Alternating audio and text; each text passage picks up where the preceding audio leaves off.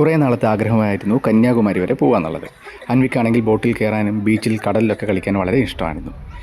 അൻവി ബോട്ടിൽ കയറി ആ ബോട്ടിൻ്റെ ജനലിലൂടെ കടലിനെയൊക്കെ കുറേ നേരം നോക്കി നിന്നു. നല്ല ബോട്ടായിരുന്നു. AC ഉള്ളതുകൊണ്ട് ചൂടറിഞ്ഞതേയില്ല. കുറേ നേരം ക്യൂ നിന്നതിന് ശേഷമാണ് വിവേകാനന്ദ പാറയിലേക്ക് പോകാനുള്ള ബോട്ടിൻ്റെ ടിക്കറ്റ് നമുക്ക് കിട്ടിയത്. ബോട്ടിൻ്റെ വിൻഡോയിലൂടെ നോക്കിക്കൊണ്ടിരിക്കുമ്പോൾ ഇതാ പുറത്തൊരു വലിയ ക്രെയിൻ. അൻവിക്കാണെങ്കിൽ JCB ക്രെയിൻ എന്ന് പറയുന്നത് വളരെ ഇഷ്ടമാണ്. ബോട്ടിൻ്റെ വിൻഡോയിലൂടെ കുറേ നേരം അൻവി വിവേകാനന്ദ പാറയെ നോക്കി നിന്നു. അവിടെ എത്തി ആ ഗ്ലാസ് ബ്രിഡ്ജിൽ കയറണമെന്നാണ് അൻവി പറഞ്ഞിട്ടുള്ളത്. യൂട്യൂബിലും മറ്റു വീഡിയോയിലും ഗ്ലാസ് ബ്രിഡ്ജിനെ കണ്ടിട്ട് അൻവിക്ക് വളരെയധികം ഇഷ്ടമായിരുന്നു. അവിടെ പോയി ആ ഗ്ലാസ് ബ്രിഡ്ജിൽ കയറണമെന്ന് ഇടയ്ക്കിടയ്ക്ക് യൂട്യൂബ് വീഡിയോ ഒക്കെ കാണുമ്പോൾ പറയുമായിരുന്നു.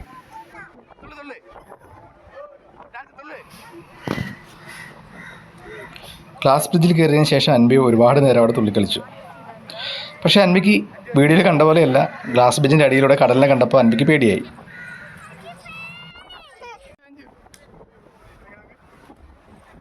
ഞാനും അഞ്ജുവും അൻവിയുടെ കൈ പിടിച്ച് ആ ഗ്ലാസ് ബ്രിഡ്ജിലൂടെ കുറേ നേരം നടന്നു.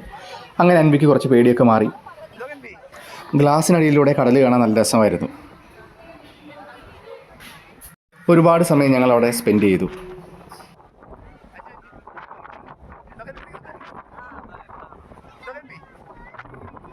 നല്ല വെയിലുണ്ടായിരുന്നെങ്കിലും ശക്തമായ കടൽക്കാറ്റുള്ളതിനാൽ ആ വെയിലൊന്നും നമുക്ക് അറിഞ്ഞേയില്ല. ഇനി തിരിച്ചു പോകാനുള്ള സമയമായി. ഇതാ നമ്മളെ തിരിച്ചു കൊണ്ടുപോകാനുള്ള ബോട്ട് വരുന്നു.